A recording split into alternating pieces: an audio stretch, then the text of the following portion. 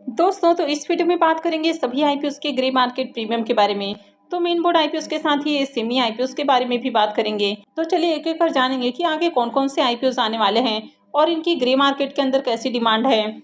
वैसे वीडियो सिर्फ और सिर्फ इन्फॉर्मेशन और एजुकेशनल पॉइंट ऑफ व्यू से बनाई जा रही है, तो कहीं भी इन्वेस्टमेंट से पहले अपनी खुद की एनालिसिस करें और अपने फाइनेंशियल एडवाइजर से कंसल्ट करना न भूलें।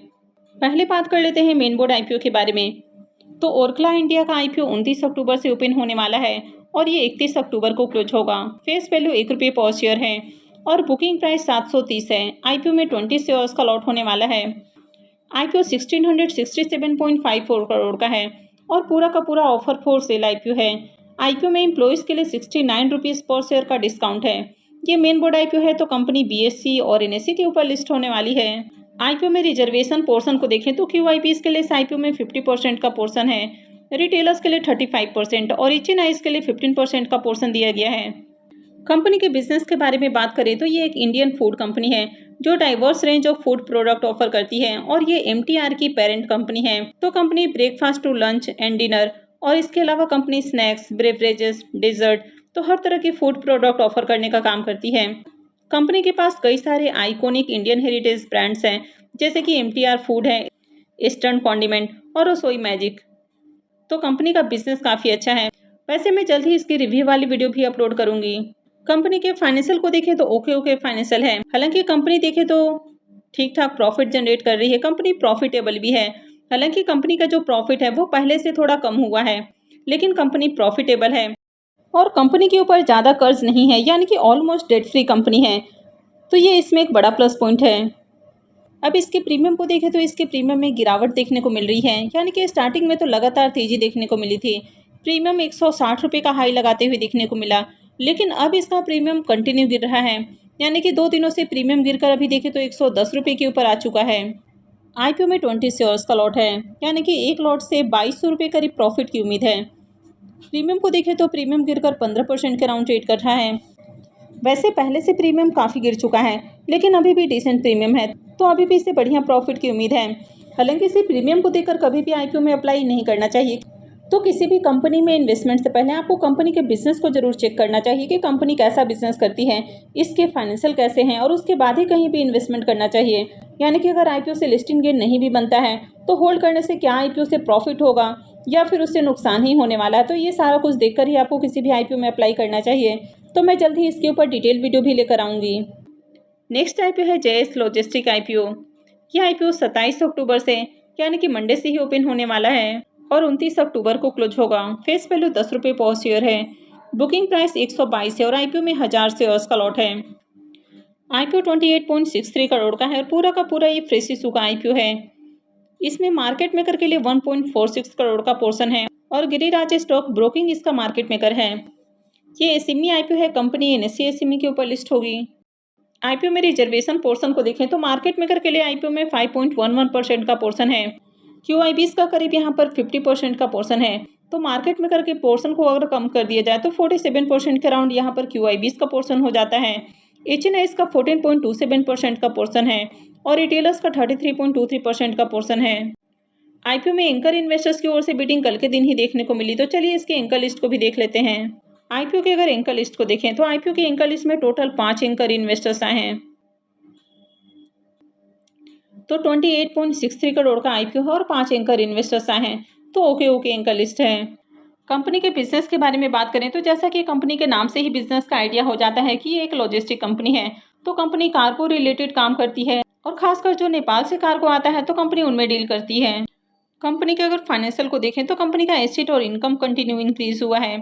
प्रॉफिट को भी देखें तो कंपनी प्रॉफिटेबल भी है और साल दर साल इसका प्रॉफिट भी इंक्रीज हुआ है। ईबिटा और नेटवर्थ भी कंटिन्यू बढ़ा है। कंपनी के पास 13 करोड़ का रिजर्व है, लेकिन अगर कर्ज को देखें तो कंपनी के ऊपर कर्ज बहुत ज़्यादा है, 29 करोड़ से ज़्यादा का कर्ज है। तो इसका जो डेट टू इक्विटी रेशियो है वो 1.61 का है। तो कंपनी के ऊपर कर्ज बहुत ज़्यादा है, तो रिस्की कंपनी है। अब अगर इसके प्रीमियम को देखें तो इसका प्रीमियम ₹4 के ऊपर ट्रेड कर रहा। आईपीओ में 1000 शेयर्स का लॉट है, तो 2 लॉट के ऊपर ₹8000 करीब प्रॉफिट की उम्मीद है। प्रीमियम को देखें तो प्रीमियम 3% के ऊपर ट्रेड कर रहा है, तो काफ़ी लो प्रीमियम है। तो जब तक आपको बढ़िया प्रीमियम देखने को नहीं मिलता है तब तक इस सेमी आईपीओ में अप्लाई करना काफ़ी रिस्की हो सकता है। और अभी आप देख भी रहे हैं कि हाल फिलहाल में जितने भी ये सेमी आईपीओ लिस्ट हुए हैं, उनमें से कुछ एक को छोड़ दिया जाए तो बहुत सारे आईपीओज ने अच्छा रिटर्न बनाकर नहीं दिया है और बहुत सारे लोग इस सेमी आईपीओज के अंदर ट्रैप भी हो चुके हैं। तो इस सेमी आईपीओ में एक तो आपका इन्वेस्टमेंट अमाउंट काफ़ी ज़्यादा लगता है और अगर आईपीओ की लिस्टिंग बढ़िया प्राइस पर नहीं होती है, लिस्टिंग के बाद अगर किसी भी रीजन से आईपीओ में लोअर सर्किट लग जाता है तो बहुत सारे लोग उसमें फंस जाते हैं। तो इसलिए काफ़ी सोच समझ कर इस सेमी आईपीओ में अप्लाई करें। नेक्स्ट इस सेमी आईपीओ है game changer Texfab IPO. ये आईपीओ 28 अक्टूबर से ओपन होने वाला है और 30 अक्टूबर को क्लोज होगा। फेस वैल्यू 10 रुपये पर शेयर है। बुकिंग प्राइस 102 है और आईपीओ में 1200 शेयर्स का लॉट है। आईपीओ 54.84 करोड़ का है, पूरा का पूरा फ्रेश इशू का आईपीओ है। आईपीओ में एम्प्लॉयज़ के लिए 2.75 करोड़ का पोर्शन है और नम सिक्योरिटीज इसका मार्केट मेकर है। ये सेमी आईपीओ है तो कंपनी बीएसई एसएमई के ऊपर लिस्ट होने वाली है। आईपीओ के रिजर्वेशन पोर्शन को देखें तो मार्केट मेकर के लिए आईपीओ में 5.02% का पोर्शन है, क्यूआईबीज के लिए 47.46%, एचएनआईज का 14.26% और रिटेलर्स का 33.26% का पोर्शन है। कंपनी के बिजनेस के बारे में बात करें तो कंपनी टेक्सटाइल यानी कि फैब्रिक इंडस्ट्री से रिलेटेड काम करती है। तो कंपनी सप्लाई चेन के बिजनेस में देखने को मिलती है, यानी कि B2B और B2C ये दोनों ही सेगमेंट में कंपनी काम करती है। तो कंपनी यहाँ पर कई अलग अलग तरह के जो फैब्रिक्स होते हैं जैसे कि कॉटन है, सिल्क है और भी कई तरह के जो फैब्रिक्स हैं, तो कंपनी इनको रिजनेबल प्राइस पर सेल करने का काम करती है, यानी कि सप्लाई करने का काम करती है। तो इसमें भी एक नेगेटिव पॉइंट देखने को मिल जाता है कि कंपनी फैब्रिक की मैन्युफैक्चरिंग नहीं करती है बल्कि सिर्फ ट्रेडिंग करती है।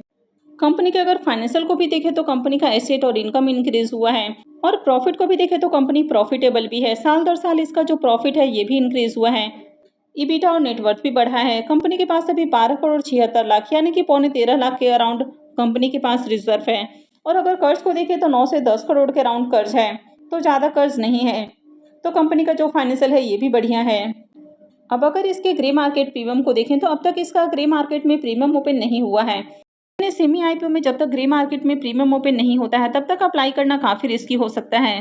नेक्स्ट आईपीओ है श्रीजी ग्लोबल एफएमसीजी आईपीओ। ये आईपीओ 4 नवंबर से ओपन होने वाला है और 7 नवंबर को क्लोज होगा। फेस वैल्यू 10 रुपये पर शेयर है। बुकिंग प्राइस 125 है और आईपीओ में 1000 शेयर्स का लॉट है। आईपीओ 85 करोड़ का है, पूरा का पूरा ये फ्रेश इशू का आईपीओ है। इसमें 4.25 करोड़ का पोर्शन मार्केट मेकर के लिए रखा गया है और बीएन राठे सिक्योरिटी और एसपीसीएम सिक्योरिटीज ये इसके मार्केट मेकर हैं। ये सेमी आईपीओ है, कंपनी एनएससी एसएमई के ऊपर लिस्ट होने वाली है। आईपीओ में रिजर्वेशन पोर्शन को देखें तो मार्केट मेकर के लिए आईपीओ में 5% का पोर्शन है, क्यूआईबीज के लिए 28.50%, एचएनआईज का 19.94% और रिटेलर्स का 46.56% का पोर्शन है। तो यहाँ पर सबसे ज़्यादा जो पोर्शन है वो रिटेलर्स को सेल करने की कोशिश की जा रही है। अब जब भी आपको कोई इस तरह का पैटर्न देखने को मिल जाए जहाँ पर क्यूआईबीज से ज़्यादा रिटेलर्स का पोर्शन हो तो इस तरह के आईपीओ में काफ़ी सावधान रहना है, यानी कि अच्छे से देख लेना है कि आईपीओ कैसा है, इसके फाइनेंशियल वगैरह कैसे हैं। अब ये जो कंपनी है ये एक एफएमसीजी कंपनी है। तो कंपनी यहाँ पर अलग अलग तरह के जो होल स्पाइसेस होते हैं, सीड्स हैं, ग्रेन्स हैं, पल्सेस हैं, फ्लोर है और भी काफ़ी तरह के जो फूड प्रोडक्ट हैं तो कंपनी इनमें डील करती है। और खासकर company unique variety of spices के अंदर डील करती है और कंपनी अपने प्रोडक्ट सेठजी ब्रांड के नाम से सेल करती है। कंपनी के फाइनेंशियल को देखें तो कंपनी का एसेट इंक्रीज हुआ है। इनकम को देखें तो कंपनी का इनकम साल दर साल बढ़ते हुए देखने को मिला है। प्रॉफिट को भी देखें तो कंपनी भी प्रॉफिटेबल है और ईयर ऑन ईयर इसका प्रॉफिट भी इंक्रीज हो रहा है। हालांकि अगर आप प्रॉफिट मार्जिन को देखें तो कंपनी का जो प्रॉफिट मार्जिन है ये बहुत लो है, यानी कि 2 से भी नीचे इसका प्रॉफिट मार्जिन देखने को मिल जाता है। अब यहाँ पर 588 करोड़ के प्रॉफिट के ऊपर कंपनी का जो प्रॉफिट है वो 5.5 करोड़ से भी कम का है। वहीं पर 6.5 करोड़ के प्रॉफिट के ऊपर 12 करोड़ का कंपनी प्रॉफिट जनरेट कर रही है। तो कंपनी का प्रॉफिट मार्जिन बहुत लो है। ईबिटा और नेटवर्थ को देखें तो ये भी इंक्रीज हुआ है। रिजर्व को देखें तो अभी कंपनी के पास 22 करोड़ 80 लाख का रिजर्व है, लेकिन अगर कर्ज को देखें तो इससे कहीं ज़्यादा कंपनी के ऊपर कर्ज है और कंपनी आईपीओ से जो फंड रेज करने वाली है तो इसमें से कोई भी पैसा कर्ज के भुगतान के ऊपर नहीं खर्च करेगी। तो एक तो कंपनी के ऊपर कर्ज ज़्यादा है, प्रॉफिट मार्जिन काफ़ी लो है और कंपनी के ऊपर आगे भी कर्ज रहने वाला है, तो ये भी रिस्की कंपनी हो जाती है। अब इस आईपीओ के भी अगर ग्रे मार्केट प्रीमियम को देखें तो इसका भी अब तक ग्रे मार्केट में प्रीमियम ओपन नहीं हुआ है। अब कंपनी के बिजनेस को देखें तो एफएमसीजी कंपनी है। कंपनी का फाइनेंशियल कुछ खास अट्रैक्टिव नहीं है और कंपनी के ऊपर कर्ज भी थोड़ा ज़्यादा है और आईपीओ में खासकर जो आपको रिजर्वेशन पोर्शन देखने को मिल रहा है, यानी कि यहाँ पर रिटेलर्स के लिए करीब 50% का पोर्शन होने वाला है, यानी कि पूरा का पूरा जो आईपीओ है तो रिटेलर्स को ही सेल करने की कोशिश की जा रही है। तो ये इसमें काफ़ी नेगेटिव पॉइंट हो जाता है। तो इस तरह के आईपीओ से काफ़ी सावधान रहना है, यानी कि काफ़ी सोच समझ कर यहाँ पर इन्वेस्टमेंट करना चाहिए। अगर आगे डिमांड आती है उसके बाद ही कोई भी डिसीजन बनाना चाहिए। वैसे वीडियो किसी भी तरह का रिकमेंडेशन नहीं है, ये वीडियो सिर्फ और सिर्फ इन्फॉर्मेशन और एजुकेशनल पॉइंट ऑफ व्यू से बनाई जा रही है। तो कहीं भी इन्वेस्टमेंट से पहले अपनी खुद की एनालिसिस करें और उसके बाद ही कहीं भी इन्वेस्टमेंट करें। तो आई होप कि आपको वीडियो अच्छी लगी होगी। तो अगर आपने वीडियो को लाइक नहीं किया है तो वीडियो को लाइक कर दें, चैनल को भी सब्सक्राइब करके रखें और वीडियो को अंत तक देखने के लिए आप सबका बहुत बहुत धन्यवाद।